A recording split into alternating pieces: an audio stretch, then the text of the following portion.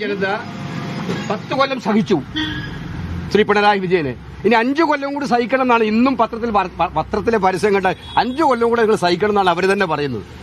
അത് സഹിക്കില്ല എന്ന് തീരുമാനിക്കുന്ന അതിനിർണായകമായ ദിവസമായിരിക്കുമെന്ന്. അത് തരംഗമായിരിക്കും, UDF-ന് അനുകൂലമായിട്ടുള്ള തരംഗമായിരിക്കും. പിന്നെ UDF-ന്റെ ഏറ്റവും ശക്തമായ ജനങ്ങളെ സ്വാധീനിക്കുന്ന ഗ്യാരണ്ടികൾ പാവപ്പെട്ടവർക്ക്, സാധാരണക്കാർക്ക് അവരെയൊക്കെ തന്നെ ചേർത്ത് പിടിച്ചുകൊണ്ട്, നമ്മുടെ സഹോദരിമാരെ ചേർത്ത് പിടിച്ചുകൊണ്ട്, യുവാക്കളെ ചേർത്ത് പിടിച്ചുകൊണ്ട് UDF പ്രഖ്യാപിച്ചുള്ള ഗ്യാരണ്ടികളിൽ വിശ്വാസം അർപ്പിച്ചുകൊണ്ടുള്ള വോട്ടിംഗ് ആയിരിക്കും. അത് തരംഗമായിട്ട് മാറും. അതിന്റെ സൂചനകളാണ് കാണുന്നത്. വോട്ടിന് കോഴ എന്നുള്ളൊരു ആക്ഷേപം, അതായത് പ്രത്യേകിച്ച് പാലക്കാട്, തൃശ്ശൂർ, പടങ്ങൾ കിറ്റ് വിതരണം, പണം കൊടുക്കല്, ഇങ്ങനെയൊക്കെയുള്ള കാര്യങ്ങൾ, സാരി കൊടുക്കല്, ഇങ്ങനെയൊക്കെയുള്ള ആക്ഷേപം കേരളം കണ്ടു പരിചയിച്ചില്ലാത്ത ഒരുപാട് കാര്യങ്ങളാണ്.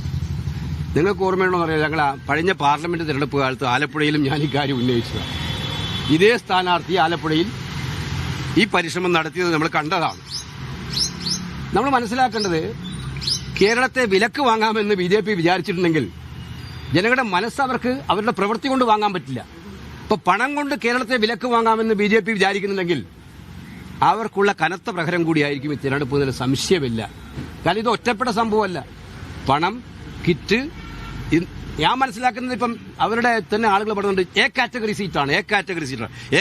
Seat for distribution of money എന്ന് മനസ്സിലാക്കേണ്ടി വന്നിരിക്കുകയാണ്. ഇപ്പോൾ BJP-യുടെ ഡെഫിനിഷൻ അതാണ്. എ കാറ്റഗറി സീറ്റ് എന്ന് പറഞ്ഞാൽ A category seat for distribution of money. എന്ത് വില കൊടുത്തും പണം കൊടുത്തിട്ടും ആ സീറ്റ്.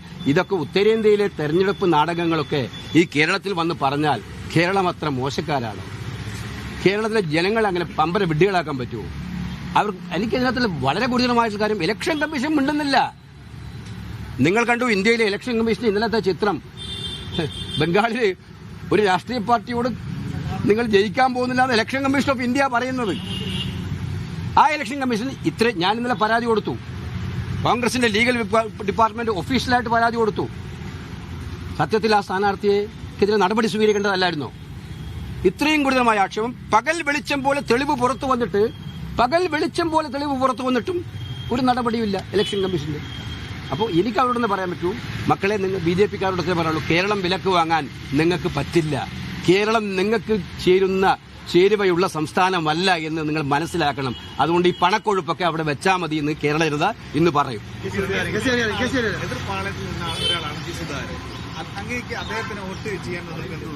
പ്രത്യേകിച്ച് ചിഹ്നം കൈപ്പത്തി പോലും അല്ല.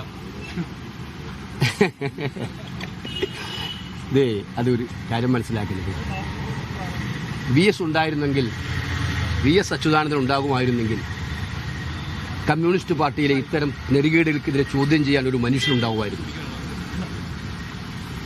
ശക്തനായ ഒരു നേതാവ് ഉണ്ടാവുമായിരുന്നു. അദ്ദേഹത്തോട് സംസ്ഥാനത്ത് വിവിധ നേതാക്കൾ വോട്ടെടുപ്പിന് ശേഷം മാധ്യമങ്ങളോട് സംസാരിക്കുകയാണ്.